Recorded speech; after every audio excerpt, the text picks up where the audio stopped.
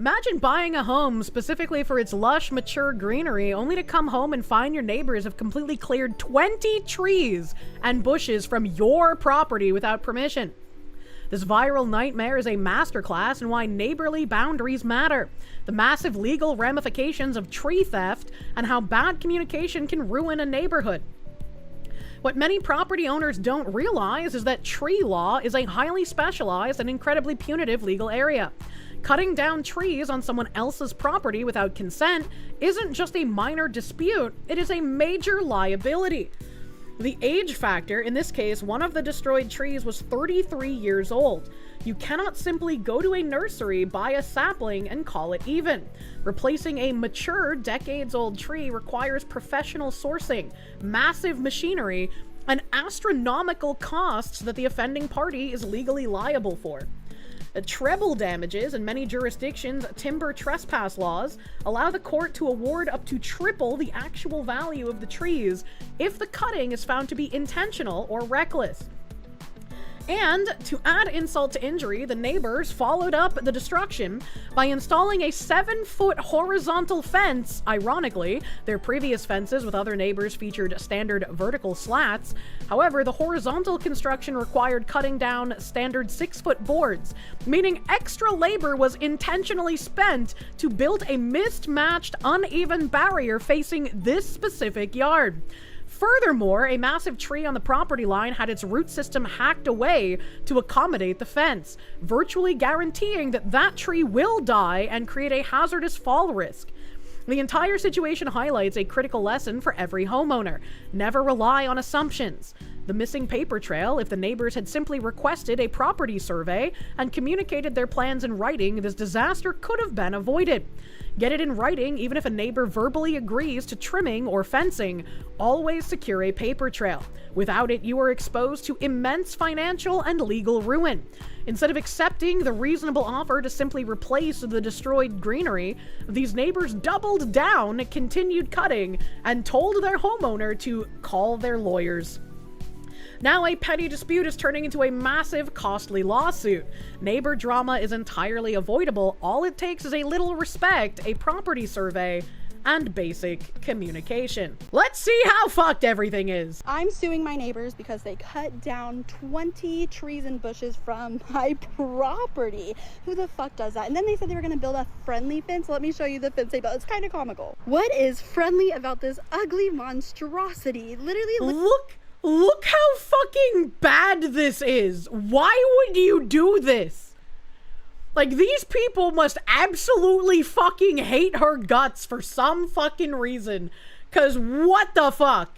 Look at how uneven all of these little spaces are. What is that? They're right near her little garden beds too. Like, that's not even remotely friendly. Rip my trees. I miss them so much. This one makes me extremely sad because it was 33 years old if you count the rings. These neighbors are fucked, buddy. They are fucked, buddy. They are going to get reamed in the tree court.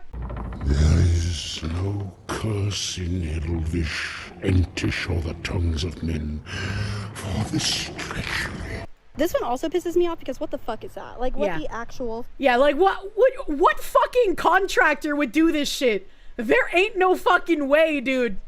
Fuck is that? That tree was clearly over here on our property. You can see where they cut all the roots off. And then they left the tree. Like, that thing's gonna die. I'm pretty sure they made it this ugly on purpose because if you look over here, they have vertical slats instead of horizontal, and then the same with our other neighbor's yard. Like, come on, the whole thing could have been like this. This is a 7-foot tall fence, right? They cut each of these boards because they're only 6 feet apart. So if it was 7 feet apart, they wouldn't have had to cut any of them. So every single one of these boards was cut for nothing. They made themselves do more work to make it ugly. If you look over here, you can see all of the plant life and vegetation that we had over there. That's why we bought this yard, because it had beautiful, gorgeous, foresty plant life, and they tore it all down. And the craziest part is we weren't planning on suing. We just wanted repayment for the trees, like just new trees. That way they could grow, even though it's years and years of growth down. But they decided to continue cutting into the trees for no good reason. And that's kind of insane that she was like, hey man, we don't even want to, like, you know, get really fucking legal about this. Can you just pay us for the loss of the trees that you cut down that you shouldn't have? And instead of agreeing to it, they were like, nah, we're just gonna cut more trees down, actually. That, like, holy shit. That's the most meth house fence you've ever seen. I do not know what would possess someone to fucking do that. Told us to just go ahead and call our lawyer, so that's exactly what we did. Like, what fucking cunt-ass neighbors, dude? Was it boomers? It seems like a very boomer thing to do. I would put money on it being boomers. Like, just pieces of shit, that all that fence is just being a piece of shit. Yeah. Like, if I was going to build a fence, I would want it to, like, look good. Because it's like, I'm gonna have to see it every day. The neighbors are gonna have to see it every day. The only reason I can think of making it purposefully ugly is if you genuinely hate the fuck out of the neighbor. We have Pat Stedman, who is apparently a dating and relationship coach for men. And he said, on January 6th, I followed the crowd into the Capitol and shouted, "Police stood by the whole time, hanging out with us and sometimes directing us places. At one point near the House chambers, I was walking downstairs when a trio of some special section, Secret Service-looking men started pointing guns in my direction. Confused and annoyed, I walked the other way, and when I saw a normal police officer, asked him why they were doing that. He informed me a protester, later found out to be Ashley Babbitt, had been killed and advised me to leave the building. I walked towards the exit, and after a short rest on the bench, I left. I harmed nobody and damaged no property that day, and complied with all police orders. What I received for that was a pre-dawn raid at my parents' house, where my 1-month postpartum wife and I were staying, on Biden's first day in office.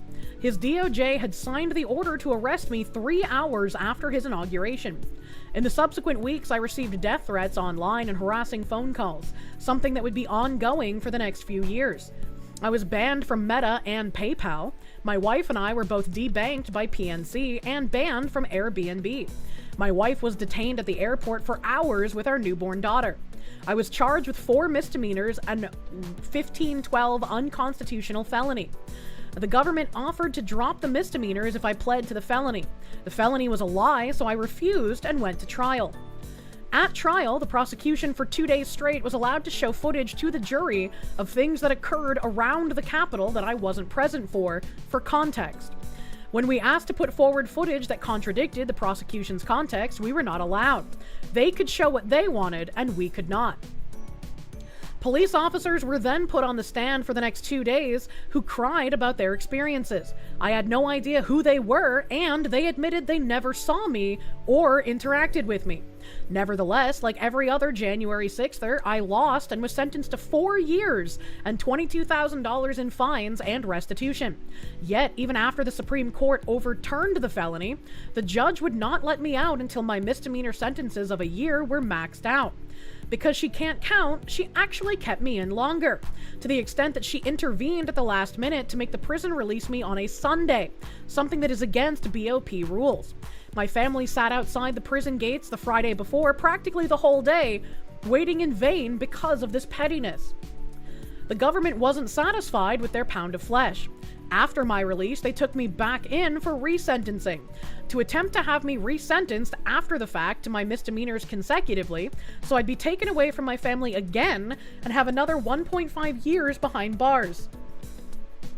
This time I won, as they had no legal precedent and it skirted on violating double jeopardy since I had served my full prison time.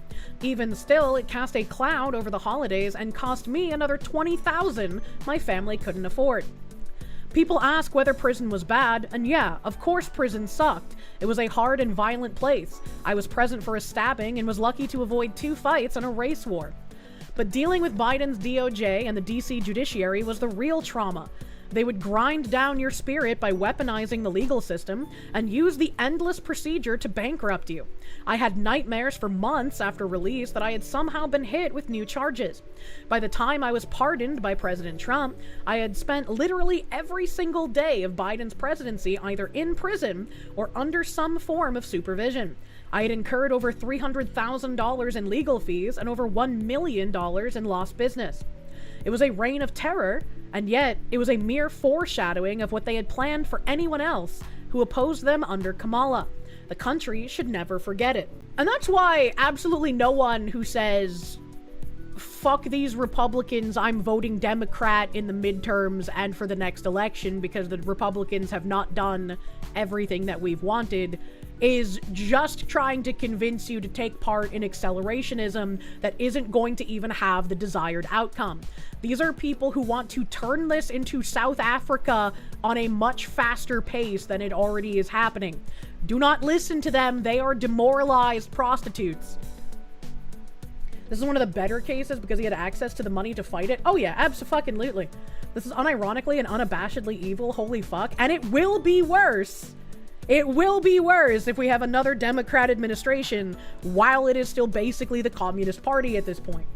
Travis quote retweeted this and said, "We need to hold leftists accountable for what they did to patriots. By hold accountable, I don't mean write history books that show they were bad. I mean identify specific people, charge them, send them to jail, make them pariahs, and make them regret the day their decisions were made."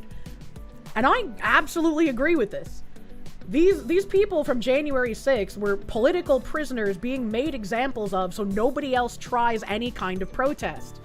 This was like the first time a massive protest against government anything had happened on the right. Meanwhile, the communists can burn down entire cities in the name of racial justice.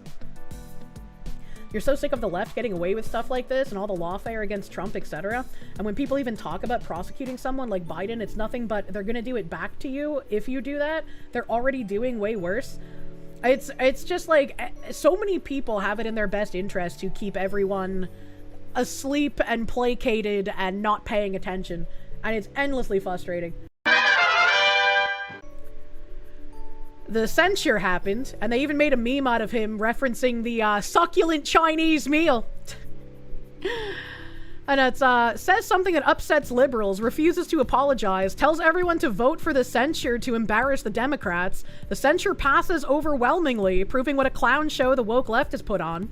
Walks out an absolute legend and basically flips off everyone whose feelings were hurt. Travis is one of the best reps in New Hampshire history. We need more representatives all around the country like Travis. Travis's new book is out soon that you need to buy. It is. I retweeted him promoting his book a few days ago, I think. He loved that he voted to censure himself. Yeah, exactly. Exactly. A New Hampshire woman said her Planet Fitness membership was canceled after she said she raised concerns about a man being in the women's locker room. Judy Walcott said she's frustrated with how the situation was handled. New Hampshire woman says her gym membership was canceled after reporting a man in the women's locker room. This is in Concord, New Hampshire. New Hampshire woman said Planet Fitness membership was canceled after she raised concerns about a man being in the women's locker room. Judy Walcott said she had been a member of Planet Fitness for more than a decade. On April 11th, she said she was getting ready to use the bathroom in the women's locker room when she saw a man hanging up belongings outside a shower. He gave me goosebumps, Walcott said. I went to the front desk and I said, there's somebody there who's really creepy and it's freaking me out. And it was just a kid, you know, I think he was new even, and he just said, there's nothing I can do about it. Walcott said no employee checked on the situation after she reported it. A few days later, when she raised the concern again with another employee, Walcott said she was called transphobic. She just kept calling me transphobic, Walcott said, told me I should quit if I didn't like it, pointed me to the door, so I just walked away. And it was a few hours later that the assistant manager in Concord called me and canceled me. She didn't ask me anything, she wasn't present for any of it, she just canceled me for a policy violation. Walcott said she was never told what policy she violated. She later reviewed her cancellation form and said it included an incorrect email address, charged her for another month of membership, and included the comment, non-discrimination trans. Walcott also alleged her signature was forged on them. Walcott said Concord police were called when she later returned to use the membership because she had already been charged for the month. She said she was issued a no trespass order. I feel like that's incredibly wild but not unexpected. That these people would be like, oh, this is just a bigot, therefore we can do whatever we like to them. We can cancel them, we can charge them extra money, we can also forge their signature, and nothing will be done about it because they're a bigot, they're less than a human, nobody's gonna care. Nobody's gonna care. And that's kind of the operation that things have been happening on for the last like 15 plus years, has it not? It's disgusting. I'm not surprised by the behavior. And I really hope these people start seeing repercussions for this kind of behavior. This is absolutely wild. And sure enough, nothing was done so far. So fucking far. Maybe we can have hope that something will be done because there's more to this story. So it's like, we don't want men in there in the first place, but when they're a big guy who's gonna overpower me so easily, you can't even check, you cancel me instead, Walcott said. Planet Fitness has a member gender identity non-discrimination policy. Walcott said she's not transphobic and is upset with how the situation was handled. They should have checked and made me feel comfortable, like however they did it. If there's nothing that they could do, honestly, then I would say, I'm sorry you feel uncomfortable. There's nothing I can do right now about it. I'd be happy to have my manager call you. Something like that is what you should get. Walcott said she's now looking for an attorney specializing in consumer protection. News 9 reached out to Planet Fitness multiple times for comment, but has not received a response. Like, this story, as it is just kind of ridiculous. And we had Lisa Mazur. I think I met this lady. She said, the mainstream news is failing to do their job. Here's the bigger picture on the story out of New Hampshire. The man pretending to be a woman hanging out in women and children's private spaces is Christopher Bolo. He was previously convicted of felonious sexual assault, and the victim was a minor. So the thing that they say never happens is absolutely happening. He also hangs out at a Chuck E. Cheese in Manchester, New Hampshire. Judy Walcott was getting ready to use the bathroom in the women's locker room at the Concord Planet Fitness when she saw Christopher hanging up belongings outside a shower. Understandably, she was very uncomfortable and scared. I know this feeling because men use our restrooms in the State House too. So she went to the front desk and reported it. The employees ignored it. A few days later, she reported it to another employee who called her transphobic and told her to quit if she didn't like it. A few hours later, the assistant manager called her and canceled the membership. They forged her signature on the cancellation too. This smells like a lawsuit waiting to happen. A woman was punished for being frightened in her private space, and the man is still hanging out freely in there. And then they tag Kelly Ayotte, who is the governor, asking for help. It's a little crazy. Little crazy that they literally have a felonious sexual assault guy who sexually assaulted a minor, and they're just like, nope, you have to have him in your women's restroom and changing room. He has to be there. You're transphobic. We know that a child molester hangs out at a Chuck E. Cheese and we're just cool with it. No trespass there. Well, yeah, of course not. That'd be transphobic, you bigot. Of course we can let the sexually assaulting guy check out the minors at Chuck E. Cheese. What are you, some kind of bigot? Planet Fitness isn't a gym, it's a country club for losers who want to pretend to work out and for people who can't be bothered to cancel their memberships or can't navigate the maze they make you navigate. I mean, I wouldn't have a Planet Fitness membership, but just because I wouldn't doesn't mean that this is behavior that's okay to display, you know? So we found the loophole to get out of a Planet Fitness membership? Yeah, I guess so.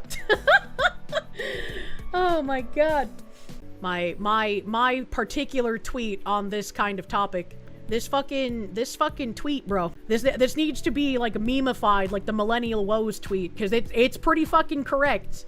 Anytime anything happens. And it says, once it's realized that most trans activists are autogynephiliac males or ideologues pushing their political views with an identity shield to prevent criticism, all of the power-hungry threats and graphic murder fantasies make a lot more sense. Tap sign. Yeah, it's actually unironically evergreen tweet. Literally an evergreen tweet. Needs to be posted like the Millennial Woes one for just leftists in general. The elderly Trump house owner in California is not expected to survive after being brutally beaten outside his home. Maria Sharon said that there is no hope for her husband, Kerry, a 69-year-old Army veteran known for flying Trump and USA flags everywhere. Violence on the left has to stop. Somebody decided that our stuff was not good. Look at this. Incredible.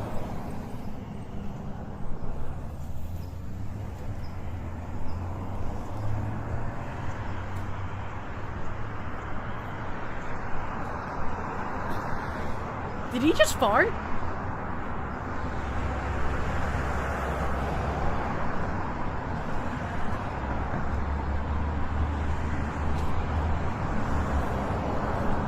They even ripped the American American flag. How fucked up is that? Not surprising And whatsoever. the Marine banner, they ripped that.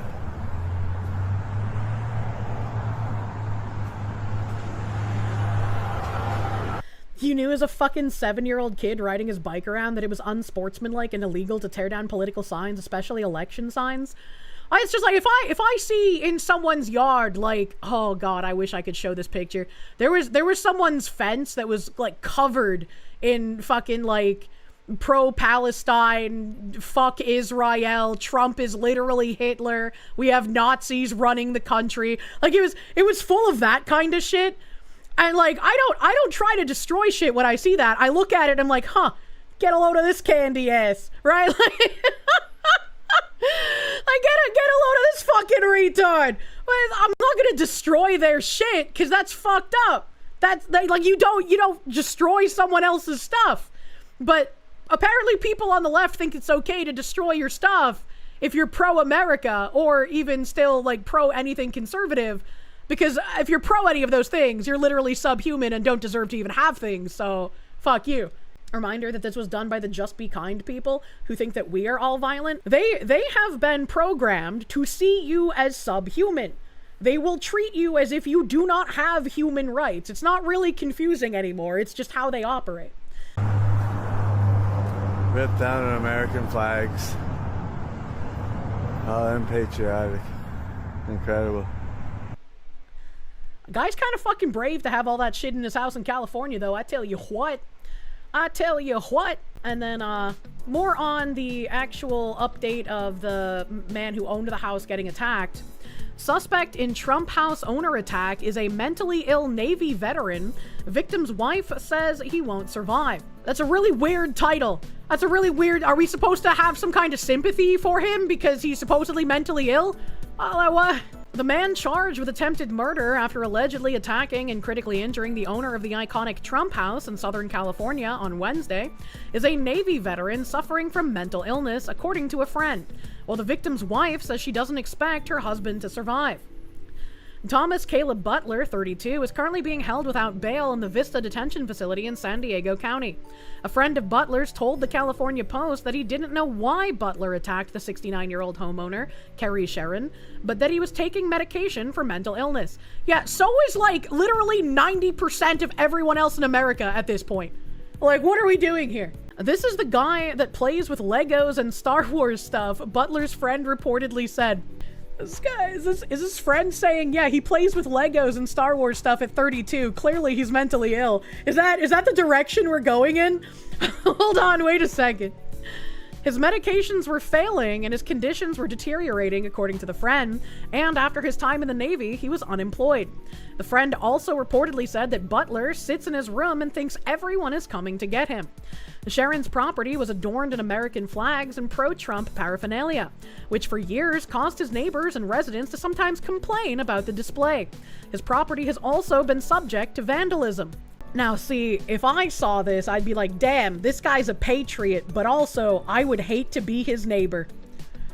Because that's a lot of paraphernalia. He's keeping the property prices down. Around 2:15 p.m. Wednesday, Escondido, California police officers responded to reports of an assault at the intersection of East Mission Avenue and Buchanan Street, adjacent to the Trump house. They found a man later identified as Sharon suffering from significant injuries, and police said that a bystander who intervened during the alleged attack was also injured. Butler fled the scene but was tracked down by police shortly thereafter. Sharon is currently in intensive care, and his wife, Maria Garcia, told the Post that she doesn't expect her husband to survive. She thinks the attack was politically motivated. He tried to kill my husband, she told CBS 8. It's terrible, and I don't know what kind of hate, what heart, the black heart. They don't like the flags, and I don't know why. I support America, and my husband is a veteran, she said. Representative Darrell Issa, R. California, called for a full and immediate investigation on his X account, adding that President Trump supporters are routinely the victims of leftist violence all across the country. And he's right. Completely right. If you don't want to be a victim of violence, you should know better than to be a chud pretty fucking much at this point. California jury be like, not guilty by virtue that he was a Trump supporter and therefore deserved it. I also would not be surprised if that was the outcome. It is quite literally obvious the two-tier justice system that we live under. A 69-year-old Army veteran named Kerry Sharon from Escondido is on life support after being brutally beaten by his 32-year-old neighbor, Thomas Caleb Butler, because he is a Trump supporter with a MAGA-inspired house. I can very much understand why his wife said she doesn't expect him to survive, because that is insane to see. And because it's in California and because he's a Trump supporter, I don't really have much hope that justice will be served here. But I very much hope it is. You know, there's not much hope, but I do hope it is. They did this to send a message. It's gonna get way worse. It is going to get way worse. If you are not understanding of where we are now, where it is completely permissible to beat someone, to kill someone, to rape someone, both based on them being white or conservative, I don't know what to say to you to get you to understand where we are. Have you ever wanted a pet, but the responsibility of remembering to feed and water something alive is a horrifying prospect? Get your very own Korsche today. This little guy is too low IQ to understand it's not alive. Do you already own the Conco's My Little Padded Room Magical Girl Kirsche plush? Well, get this companion Korsche to keep her company. Or maybe you just want to commit war crimes with a reliable partner who won't snitch to Interpol about your dastardly doings. Get your Korsche today. The Korsche will continue to love you, no matter what.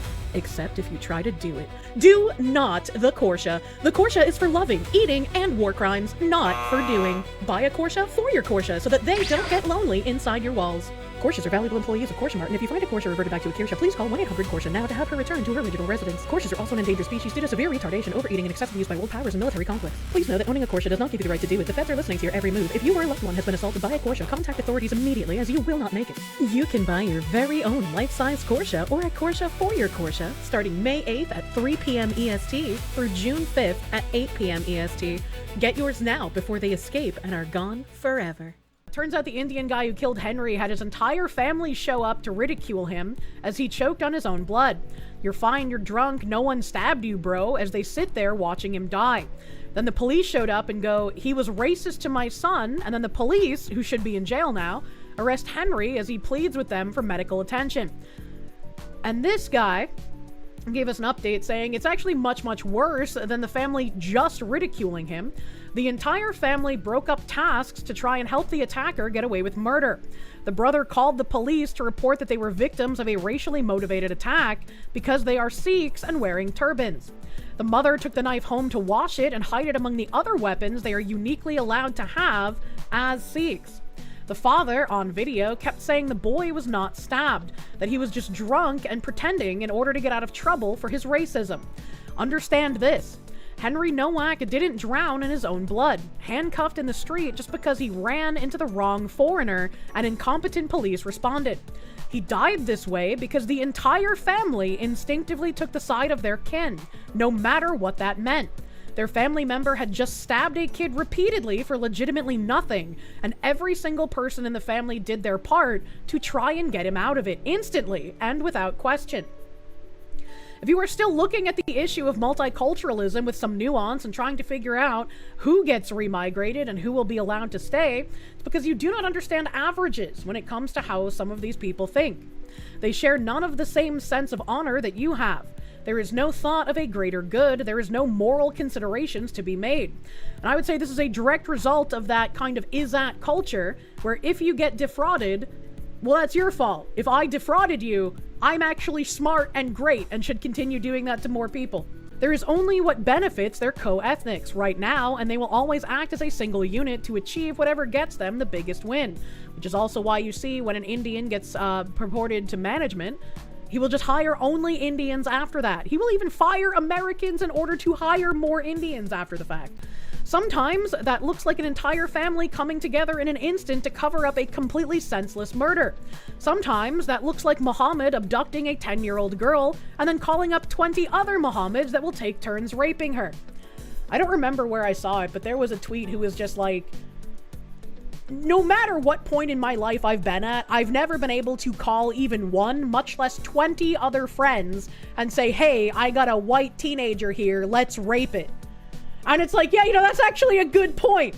That's a great point. I could not think of a single friend that I could call in order to have them participate in a rape, thankfully. I was like, how does one end up not having just one, but more than 20 friends on tap to call to go rape? That's fucking crazy. And he's talking about an actual case in the UK from the rape grooming gangs. Have to admit, that kind of family unity is almost admirable. Your family would happily hang you out to dry because they wouldn't want to be inconvenienced. It's just like, that is an insane level of tribalism, man. Like, yeah, there's something to be said for protecting your family, but if they done fucked up, you shouldn't go down with the shit, man. That group chat must be crazy. Oh my god.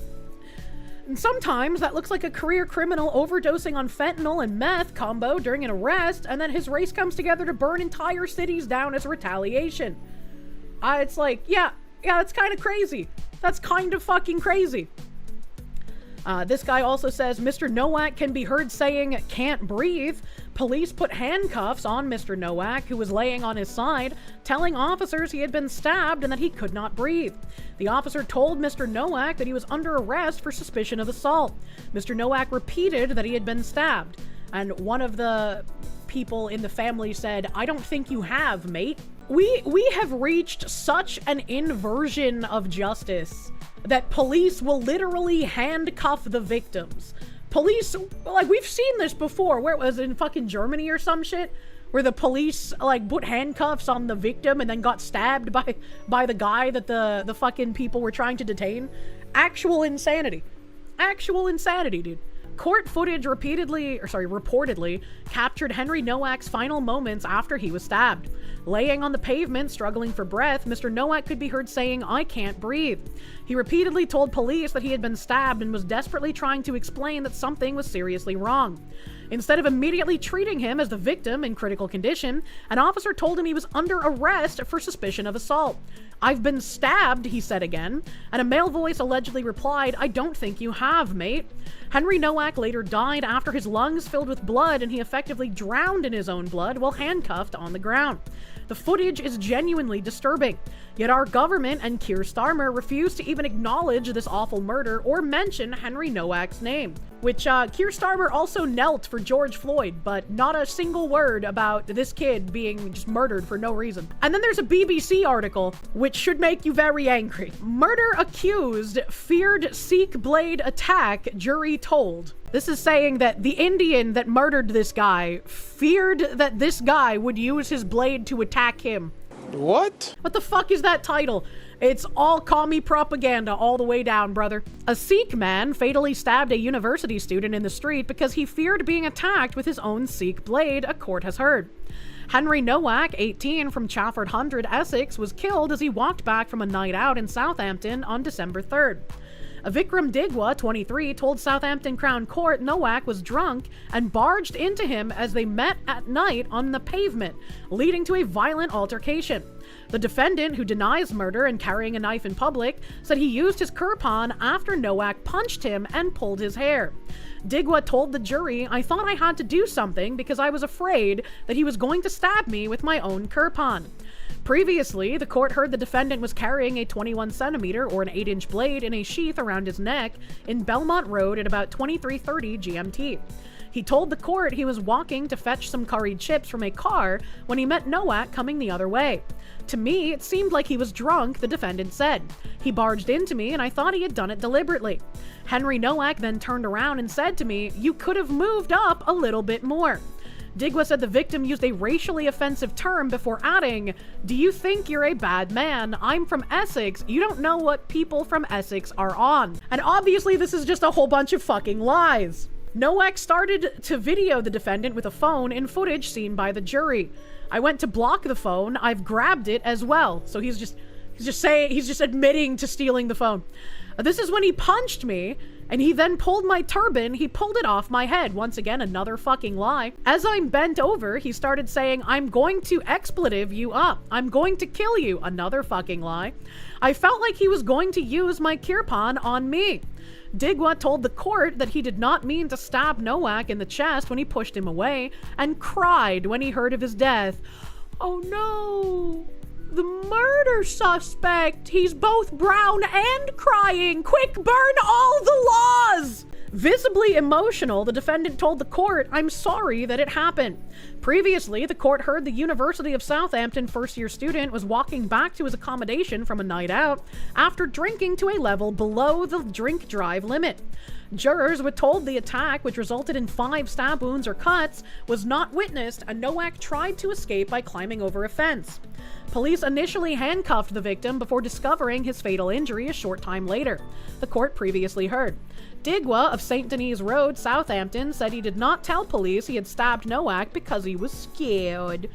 His mother, Kiran Kaur, 53, is also on trial and denies assisting an offender by removing a weapon from the murder scene. The trial continues. And I just want people to think about how much of this trial we've been reading about and seeing and talking about the video, and how normies will read this article and be under the impression that this white guy was being racist, therefore he deserved to get stabbed, which is essentially what the BBC is trying to convince people is what happened. That this white boy dared to say something racist to the Sikh man, and thus it being justified self-defense that this Sikh man stabbed him. BBC's doing backflips to leave out evidence and make it sound like Dig was the victim. It is absolutely disgusting, and further proves the point that journalists are quite literally prostitutes who should never be listened to. Fuck you, Marcus White, and your disingenuous framing. You should be tarred and feathered. Internet Zen Master, thank you. Feared being attacked with his own Sikh blade. Note, the kirpan is worn under the shirt. Nowak wouldn't even know it was there to use in the first place. And as far as we know from reading Twitter posts, right, he had a tiny kirpan on a necklace around his neck, and then he had the 8-inch blade in a sheath. This article said that he had the 8-inch blade around his neck, which is also just not true. You just literally don't care. Even if he did call the guy a slur from the bullshit he was spewing, it sounds like he needed to be called a slur. I like operating on facts, and so the fact is he didn't call the guy a slur, you know? Even if he had, it would not justify a violent response, but he still didn't, right? Accidentally stabbed him. Accidentally stabbed him not just once in the chest, but also in the back and also on both his legs. Just accidentally. No big deal. And then Chad Crowley here posting something. I don't know who Chad Crowley is, but I thought his post was interesting. He said, they hate you for noticing the pattern.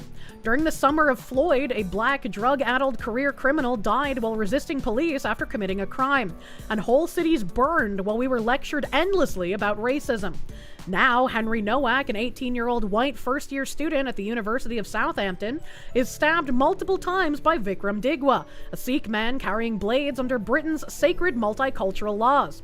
Henry was walking home after celebrating with his university soccer team. He was not a violent thug. He was sober enough to be under the legal driving limit, in good spirits, sending videos to his friends, and simply trying to get home. Digwa stabbed him in the chest and in the back of the legs as Henry tried to flee.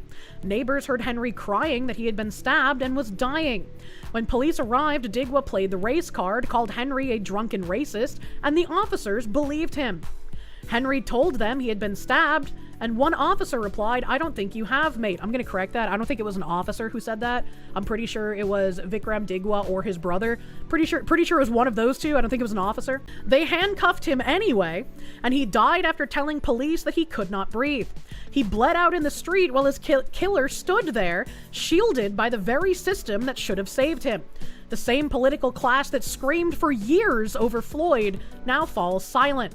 That silence tells you exactly whose lives matter to them, whose do not, and why they hate you for noticing it. Paradoxical Madness, thank you. Common British L. It's a common British L, and it's about to become a very common American L as well, unless we can get our fucking shit together. As an American, weapons are a part of my culture. Can I carry a firearm in England? If not, then why can someone carry a knife and the rest of the population can't? Because they've disarmed any of the people who would actually do something about a criminal being armed? This is like the #1 reason why we should never, ever have anyone in a position of power that would want to curtail us being able to defend ourselves with firearms in America. Matt Wallace also saying Henry Nowak never stood a chance. 2 of the stab wounds, deep and very painful, were from the back. Completely destroys any self-defense argument. Vikram Digwa chased after Henry and continued stabbing even when he tried to run away. His ancestors led his killer and many more into the country before he was even old enough to vote. The police were already trained to assume he was in the wrong for being white before they even got there. The media was never going to care about his life or cover his case, and they regularly justify attacks like this. Not only do they regularly justify attacks like this, but again, look at what was happening with murals of Irina Zarutska in America. Murals of her in 2 different states were considered offensive and divisive and had to come down. It is just unfathomable that this is happening. It's not even Britain anymore. It's a country skin suiting with the name pretty fucking much. The leader of his country is dead silent.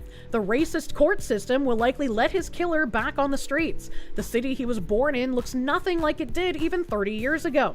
This isn't just a story about a stabbing and a few evil police officers who let him die on the street in the name of racism. This is a story about an entire generation of men and women who failed their children long before they even had a chance to fight. And he's completely correct. He's completely correct about that.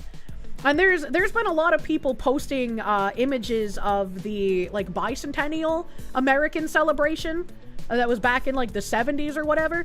And now we have like the 250th anniversary coming up.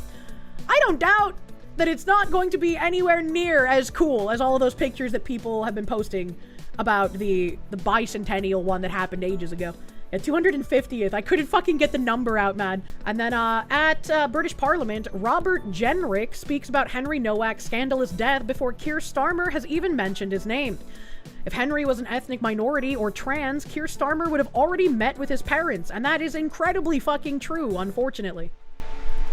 A student on a night out is stabbed multiple times with a 21 centimetre long knife. He's lying in a pool of his own blood, literally drowning in his blood. The police come to the scene. Instead of doing everything that they can to save his life, they handcuff and arrest the lad because there's an accusation of racial abuse. And I just want to point out once again that this was not only an accusation, so they didn't even know if it was true at the time, but also we found out it was a complete fucking lie, as so many of the times it is. But it's become not only a get out of jail free card, as we've seen it be used in the US before, but now it's a get to murder Whitey and get away with it card. It is just insane that it's gotten to the point where people can be like, they said something racist, it be a complete fabricated lie, and it's still just like, oh, well, we need to treat them like the victim. And it's like, why? Why do we? They're a liar and a murderer at this point. What the fuck is happening? How did we get here? How did the dehumanization fast track to this point that this is what we have to deal with? And how in the fuck are we going to vote our way out of it? This is a scandal. Will the Home Secretary come to the House and say what she's doing to investigate the way the police conducted this matter?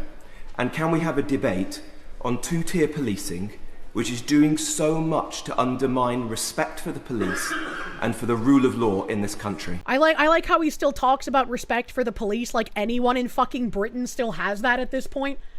Like, the British police are a worldwide laughing stock. They are the brown shirts that people who want to call you a Nazi cry about. Like, let's be real here, man. And it's really sad that, again, this guy is the first one to mention this happening. And it's also really sad that I have to call him brave for doing so. Because I would imagine in the UK, standing up like he did for the murder of this white kid would just get people arrested and called racist. A UK jury has refused to convict 2 Muslim men involved in the 2024 Manchester airport police assault. You can be a Muslim in the UK, beat police officers, and walk free, but if you're a white kid, you'll be arrested while you bleed out. Statement on behalf of Fire Ramaz, age 21, Mohammed Ahmad, age 26, following today's verdict. This jury, after 19 hours and 48 minutes and a 5-week trial, failed to reach a verdict regarding either defendant and has been discharged. The court will reconvene on the 29th of May for the Crown to advise this court on whether there will be any further proceedings. It will be inappropriate to comment until the further date on Friday the 29th of May. Thank you. But how can anyone at this point in time not point out the two-tier justice system. It's absolutely insane. How do you fail to reach a verdict when it's on fucking camera? Well, you don't want to be a racist, do ya? You don't want to be a racist. Wasn't it one of the security guards at like the Bataclan or something who said that one of the men who came in looked suspicious, but he didn't want to report anything for fear of being called racist? I'm pretty sure that was a security guard at the Bataclan, but I could be mistaking it for another terror attack. They're just so normal coming out of the UK now. I can't remember which terror attack it was. And probably a few self-respecting British men on the jury wanting to convict and a bunch of women and foreigners wanting to acquit, you know? Two-tier Kier, true and real. Gurumit Singh posted a statement from the Sikh community regarding the scumbag that stabbed an innocent man in Southampton. And this image says, a statement from the Sikh community regarding the media reporting of the trial relating to the tragic death of Henry Nowak. Signed by Waheguru Ji Ka Khalsa and Waheguru Ji Ki Fateh. On behalf of Sikh organizations and communities across the country, we express our deepest condolences for the tragic loss of life, and our thoughts and prayers remain with the Nowak family and loved ones during this profoundly difficult time. This incident, as reported, does not align with the Sikh faith, the Sikh community, or the principles it stands for. Sikh teachings are founded on compassion, justice, humility, responsibility, and service to humanity. The Sikh community remains peaceful, well integrated, and a deeply valued part of British society. This is a community that thought it pertinent to try and defend their existence in a foreign country over the murder of a native of that country. Now is not the time for that! What are you doing? What are you doing? That is like actually an insane thing to put in this fucking announcement. We respectfully urge everyone to allow the judicial process to proceed fairly and without prejudice. That's not going to happen, brother. And to refrain from drawing broad assumptions or judgments about the Sikh faith or Sikh religious practices based on an individual case. Please, sir, please, government, do not take away our knives. Please, sir, I know they were just used as a murder weapon in a country that criminalizes fucking butter knives, but don't take away our blades. Sir, it was an accident. It's too late. It's too late. Who are they asking to remain united? Britain or the Sikh community? That's a great fucking question. You remember when there was the push for Sikhs are actually based immigrants? We need more of them. I talked about that the other day when this happened. I was like, I remember that everybody said that. I probably said that at one point, right? Like, little did we know. Discussing Film, ironically, has their comments closed, but Discussing Film, who doesn't want you to discuss film, says, Quinta Brunson will star as Betty Boop in a new film. The film, made in collaboration with the creator's grandson, would follow the origin and evolution of Betty Boop through the point of view of her creator, Max Fleischer. And, there's been a massive fight on Twitter about, like, oh yes, Betty Boop was modeled after this white woman, but it was actually a black woman who was plagiarized by the white woman, and therefore Betty Boop can be any race she wants. It's not actually race swapping this time. And then there's other people who are like, actually, that's not true at all. There was no stealing from that black woman. It was actually another white woman who plagiarized the original white woman that Betty Boop is based off of. And then they also had a similar catchphrase for that black woman. And so everyone is fighting over, like, whom plagiarized whom. And I'm like, well, if we go by pattern recognition, I think we all know that this is just a typical race swap. Do you think they're going to include the part where Betty Boop was literally a dog? I remember watching Betty Boop cartoons when I was a kid, and I really liked the idea of Betty Boop. I couldn't stand her fucking face. I loved all of the pinup art, and I loved a lot of the, like, poses and how cute she was, but her head bothered me. I was like, why is she so fucking cute, but her head is so fucking ugly? Betty Boop is public domain. You can just make her your own. True and fucking real. What? There's literally no resemblance? She's not even a black woman that kind of looks like Betty Boop? What the fuck? I don't know. I just thought it was really funny, and maybe Discussing Film knew that that fight would ensue, and that's why they locked comments, but it don't make them look that much better. Crazy scene on our Florida 287 Highway Patrol ICE operation as we're picking up one illegal. Another illegal crashes right next to us. The truth is most Americans can't comprehend how many illegals are in our country. Thank God ICE and America First states like Florida are.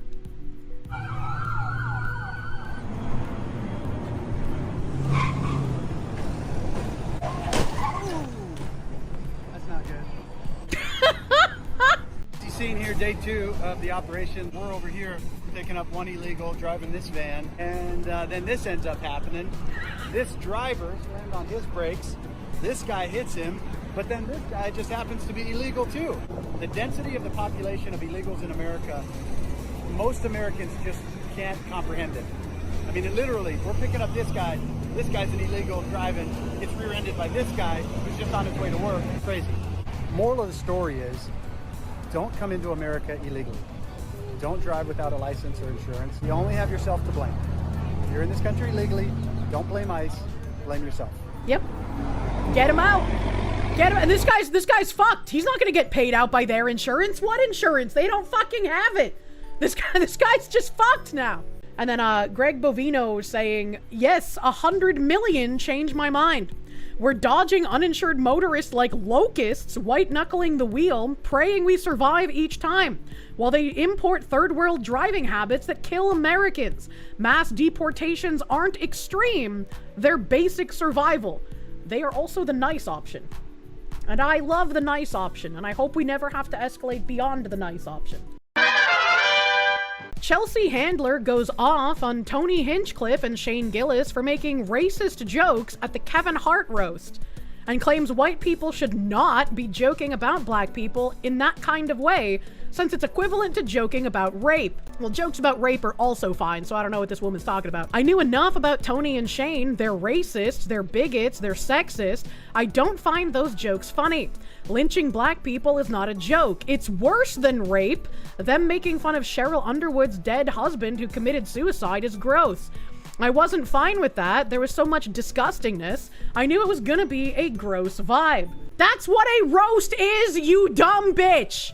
I'm sure Kevin Hart had a fucking blast because Kevin Hart is a normal human being, unlike you. Don't find those jokes funny so you aren't allowed to make them. I used to fucking love Comedy Central roast, man. They had all kinds of crazy offensive humor. I don't have a lot of, I'm 51, so like, I'm pretty secure with who I am. I just don't believe care you. if these guys say that I'm a whore. Like, I'm doing exactly what they're doing, except I'm a woman and not allowed to. And that's real. Yeah, I'm rich, I'm famous, and I'm hot, so I'm... This dumb bitch do got that main character syndrome. Holy fuck. fucking people. You're like supposed to. that's what I'm gonna do, and I'm gonna continue to keep doing that as long as, you know. Like, she's literally got Hollywood reptilian face from all of her failed fucking plastic surgeries, man. I remain as fuckable as I am, so I don't really see the problem. Yeah, no, and I think a lot of other women should feel the same way out there, especially women that I run into. Yeah, whether... Why is his audio so bad? They're in the same fucking room. And she's supposed to be incredibly wealthy. Why is his audio so terrible? You're famous, oh yeah.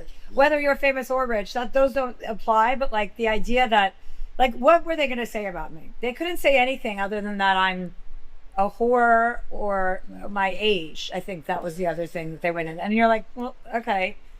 Those aren't jokes. Do you not understand the point of a roast, you dumb fucking woman? What the hell?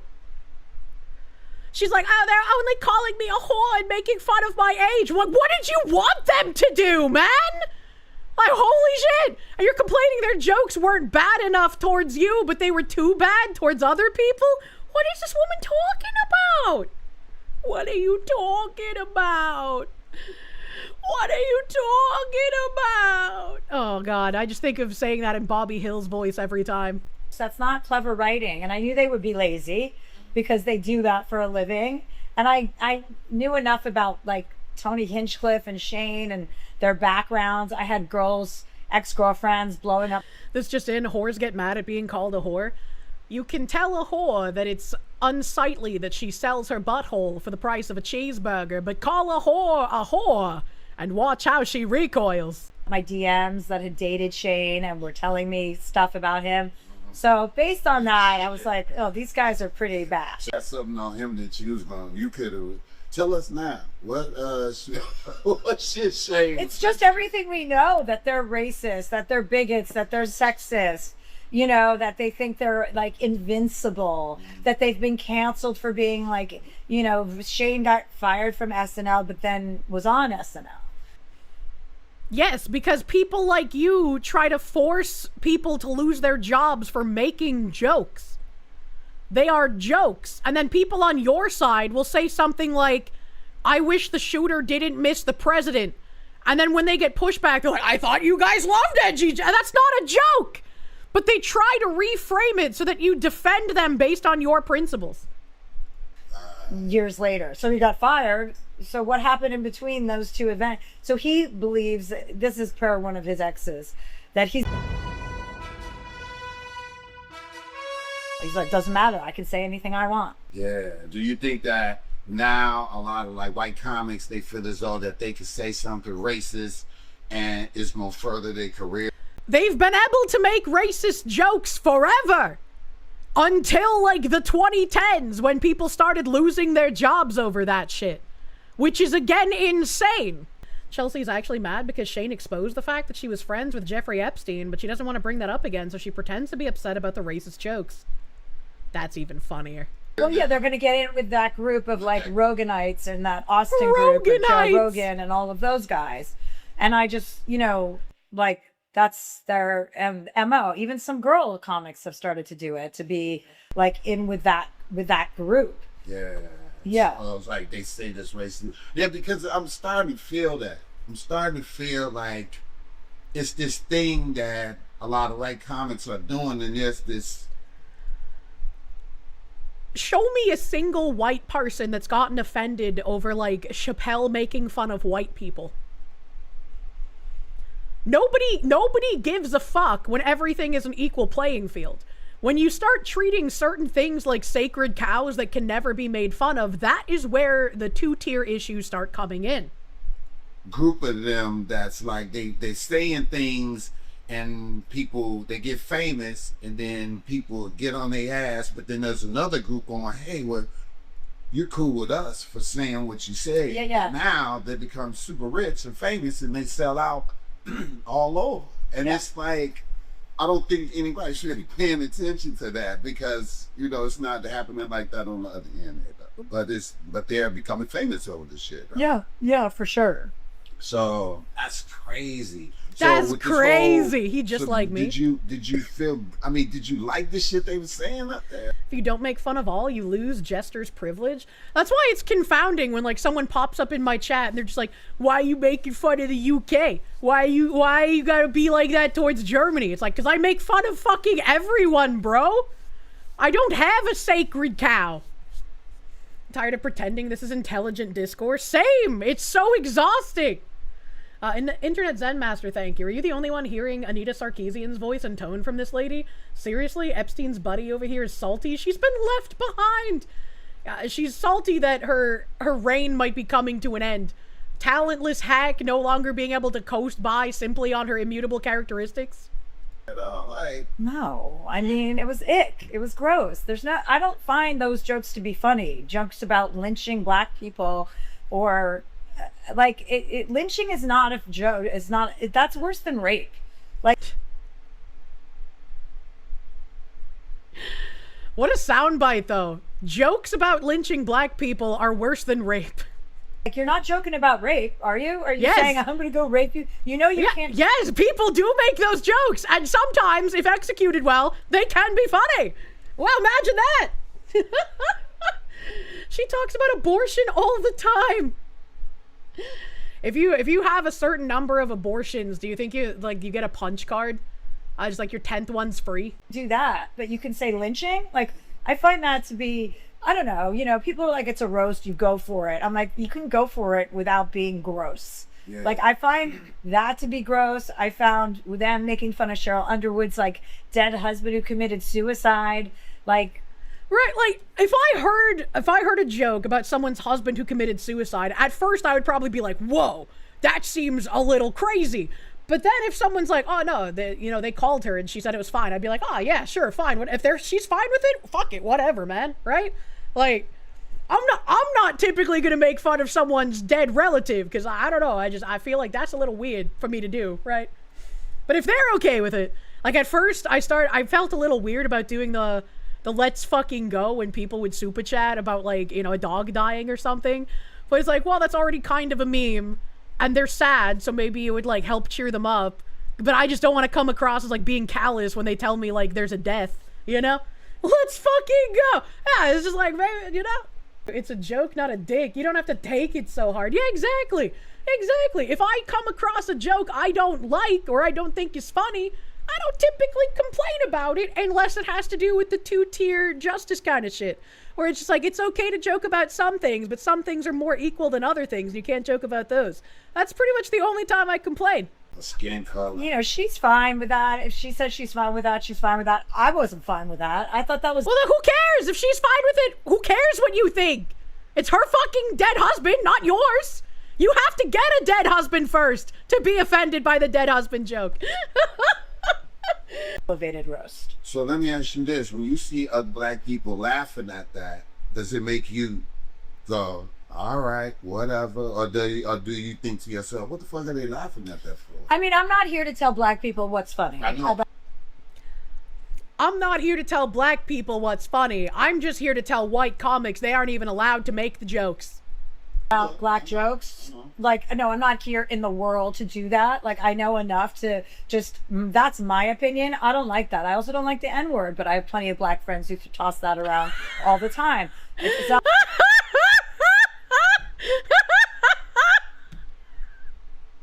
She's so fucking dumb, holy shit! my place to say, oh, that word makes me feel uncomfortable. Right. Black people are allowed to do whatever they want. If Kevin thinks that's funny, he thinks that's funny. I don't think it's funny. Right. She's a maroon. Oh my god. You're black. The only thing from her that's been funny is the smell. That is actually a wild thing to say, man. She is just fucking insane.